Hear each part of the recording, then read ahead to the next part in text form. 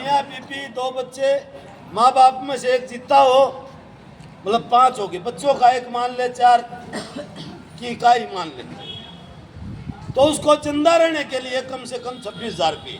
उस 26,000 रुपये में चाहे वो राशन है, कपड़ा है, दवाई है, शिक्षा का, चिकित्सा का, मनोरंजन का, मकान का, तमाम चीजें जोड़ के ये बाजार में 4 जिलों के अंदर महंगाई बाजार की देख के, बाजार में घूम के ये तय किया जाता है कि किस वस्तु के क्या दाम है। उन आंकड़ों के आधार पे ये रिवाइज किए जाते हैं न्यूनतम वेतन। और लेकिन सरकार चुप्पी साधे बैठी है।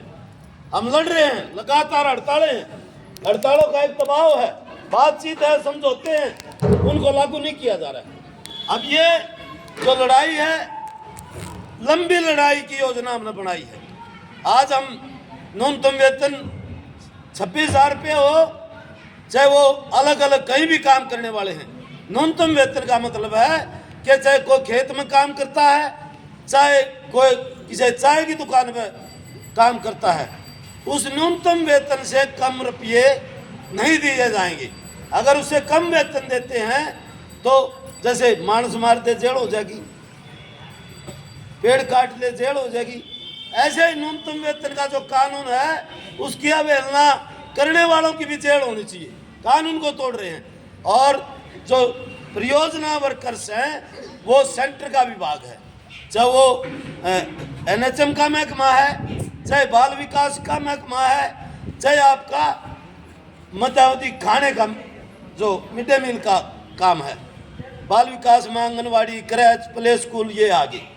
तो इनको अभी तक भी सरकार न्यूनतम वेतन नहीं दे रही है और ना अपना मजदूर मांग रही है। हमारी ये भी मांग है कि परियोजना वर्करों को मजदूर का दर्जा दिया जाए और इनको जो न्यूनतम वेतन है वो इन पर लागू किया जाए।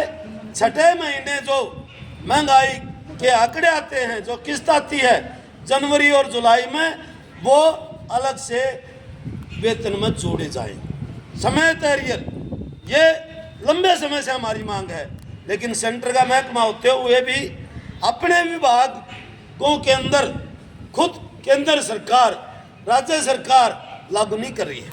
हम कर्मचारी तो हम हो गए सेंटर के, सेवाएं दे रहे हैं हम राज्य सरकारों में, तो एक हिस्सा सेंटर सरकार हमें देती है, एक हिस्सा राज्य सरकारें देती हैं। अब हमें ये ना पता लगता ये सेंटर का पैसा आ गया, ये राज्य सरकार का पैसा आ गया, बाहरी गोलमाल है। पिछले समय हम CMO से मिले थे, उस CMO इस बात पड़ रही, हमने वेतन दे दिए। जब रिकॉर्ड मंगाया, अकाउंटेंट से बात कराई, बजट नहीं है। ये जो हालात हैं, इन हालातों के खिलाफ लड़ाई के सिवाय हमारा दूसरा कोई रास्ता नहीं है।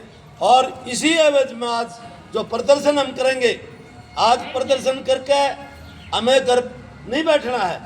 9 जुलाई को हम केंद्र सरकार को भी चेतावनी देना चाहते हैं और हरियाणा सरकार को भी कि 9 जुलाई को पूरे देश का, हरियाणा का चक्का जाम करेंगे, हम काम छोड़ करेंगे। अगर हमारी सुनवाई नहीं की जाती है तो तमाम किस्म के काम, चाहे ऑफिस के काम है, चाहे ट्रांसपोर्ट के काम है, बिजली पानी का, स्वास्थ्य सेवाओं का, सब काम हम बंद करके और सड़कों पर उतरेंगे।